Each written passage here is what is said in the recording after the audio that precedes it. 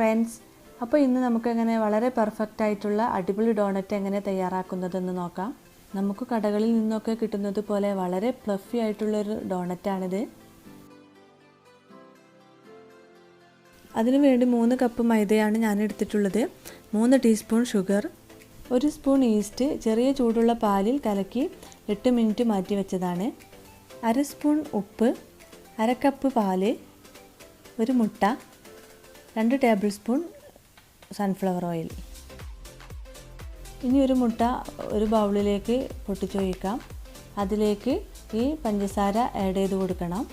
ഇതിൻ്റെ ടേസ്റ്റ് ഒന്ന് ബാലൻസ് ചെയ്യാൻ വേണ്ടി 1/2 സ്പൂൺ ഉപ്പ് കൂടി ചേർത്ത് കൊടുത്ത് ഒന്ന് ബീറ്റ് ചെയ്തെടുക്കണം.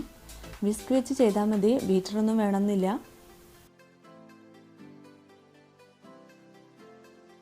ഇനി ഇതിലേക്ക് 1/2 കപ്പ് പാല് കൂടി ചേർത്ത് കൊടുക്കണം. അതിനുശേഷം ഈസ്റ്റ് ഇട്ട് വെച്ച പാല് കൂടി ചേർത്ത് 2 ടേബിൾ സ്പൂൺ സൺഫ്ലവർ ഓയിൽ കൂടി ഒഴിച്ച് കൊടുത്ത് ഒന്ന് മിക്സ് ചെയ്തെടുക്കണം. ഇപ്പോൾ ഇത് നല്ലവണ്ണം മിക്സ് ചെയ്ത് വന്നിട്ടുണ്ട്. ഇനി നമുക്ക് ഡോണറ്റ് ഉണ്ടാക്കാനുള്ള മാവ് തയ്യാറാക്കിയെടുക്കണം. അപ്പോൾ ഇതിന് വേണ്ടി 3 കപ്പ് മൈദ ഞാനൊരു ബൗളിലേക്ക് ഇട്ട് കൊടുക്കുന്നുണ്ട്. ഇനി നമുക്കിതൊന്ന് കുഴച്ചെടുക്കണം. അതിന് വേണ്ടി നമ്മൾ തയ്യാറാക്കി വെച്ച പാലും മുട്ടയും മിക്സ് ചെയ്തത് ഇതിലേക്ക് ചേർത്ത് കൊടുത്ത് നന്നായിട്ട് കുഴച്ചെടുക്കാം. നമ്മളിത് ചപ്പാത്തിക്ക് കുഴക്കുന്നതിനേക്കാൾ കുറച്ച് ലൂസായിട്ടാണ് ഇത് കുഴച്ചെടുക്കേണ്ടത്. അധികം കട്ടിയാവാനും പാടില്ല, എന്നാൽ പറ്റി ലൂസാവാനും പാടില്ല. കുഴച്ചെടുക്കുമ്പോൾ വെള്ളം കുറവാണെന്ന് തോന്നുകയാണെങ്കിൽ നമുക്ക് ചെറു ചൂടുവെള്ളം കൂടി ഇതിലേക്ക് ചേർത്ത് കൊടുക്കാം. എന്നിട്ട് നന്നായിട്ട് കുഴച്ചെടുക്കണം. ഇനി ഇതൊരു ബൗളിൽ എണ്ണ തടവിയതിന് ശേഷം മാവ് അതിലേക്ക് വെച്ച് നനഞ്ഞ തുണി കൊണ്ട് മൂടിയതിന് ശേഷം ഫെർമെൻ്റ് ചെയ്യാൻ വേണ്ടിയിട്ട് 2 മണിക്കൂർ ചൂടുള്ള സ്ഥലത്തേക്ക് നമുക്ക് മാറ്റി വെക്കാം. 2 മണിക്കൂർ കഴിഞ്ഞിട്ടുണ്ട്. ഇതൊന്ന് തുറന്ന് നോക്കാം. നല്ലവണ്ണം പൊങ്ങി വന്നിട്ടുണ്ട്. നമുക്കിതൊന്ന് പൊടി തൂവി കൊടുത്ത് ഒന്ന് കുഴച്ചെടുക്കണം.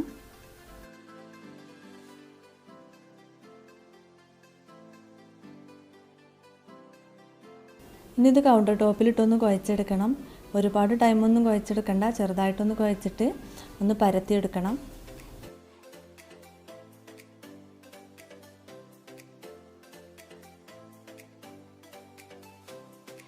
പറ്റ തിന്നായിട്ട് ഇത് പരത്തണ്ട, കുറച്ചൊരു കട്ടിയിലാണിത് പരത്തിയെടുക്കേണ്ടത്. അതിനുശേഷം നമ്മളൊരു കുപ്പിയുടെ മൂടി വെച്ചിട്ടോ അല്ലെങ്കിൽ പാത്രത്തിൻ്റെ അടപ്പ് വെച്ചിട്ടോ എന്തെങ്കിലും ഇതൊന്ന് കട്ട് ചെയ്തെടുക്കാം.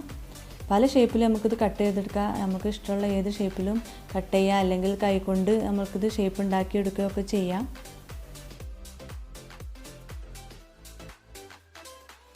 ഇനി ഇതിൻ്റെ നടുവിലൊരു ഹോളിട്ട് കൊടുക്കാൻ വേണ്ടിയിട്ട് നമ്മൾ ന്യൂസിൽ വെച്ചിട്ടോ അല്ലെങ്കിൽ ചെറിയ കുപ്പിയുടെ അടപ്പ് വെച്ചിട്ടോ ഒക്കെ നമുക്കിത് ഈ ഹോൾ ഉണ്ടാക്കിയെടുക്കാവുന്നതാണ്.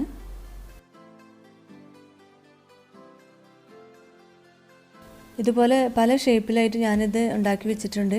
ഇനി ഇത് നമുക്കൊന്ന് നനഞ്ഞ തുണി കൊണ്ട് മൂടി വെക്കണം. നനഞ്ഞ തുണി കൊണ്ട് മൂടി വെച്ചാൽ ഒന്നുകൂടി ഒന്ന് ഫെർമെൻ്റായിട്ട് കിട്ടും, നല്ല ഫ്ലഫി ആയിട്ട് വരും. 1/2 മണിക്കൂർ കഴിഞ്ഞതിന് ശേഷം ഇതൊന്ന് എണ്ണയിൽ ഫ്രൈ ചെയ്തെടുക്കണം. എണ്ണ നല്ലോണം ചൂടായതിന് ശേഷമാണ് ഇത് ഇട്ട് കൊടുക്കേണ്ടത്. പിന്നെ നമുക്ക് ലോ ഫ്ലെയിമിലാണ് ഇത് വേവിച്ചെടുക്കേണ്ടത്.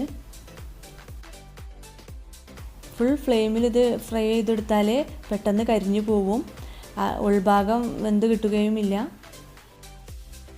ഇനി ഇതുപോലെ എല്ലാ ഡോണറ്റും നമുക്ക് ഫ്രൈ ചെയ്തെടുക്കണം.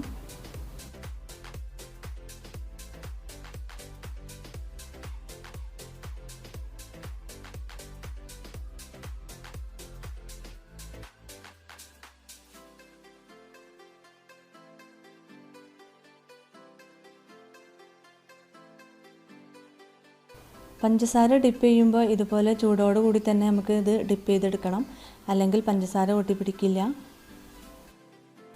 നല്ല തരിയുള്ള പഞ്ചസാരയാണെങ്കിൽ ഒന്ന് പൊടിച്ചെടുക്കണം, നല്ല ഫൈനായിട്ട് പൊടിക്കുകയും ചെയ്യരുത്.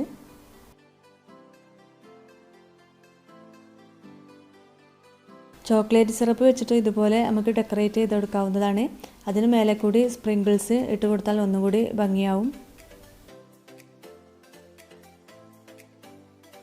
ഈ ഡോണറ്റ് ഉൾഭാഗം നല്ല സോഫ്റ്റാണ്, അതേപോലെ കടയിൽ നിന്ന് കിട്ടുന്ന പോലെ തന്നെ നല്ല ടേസ്റ്റിയുമാണ്.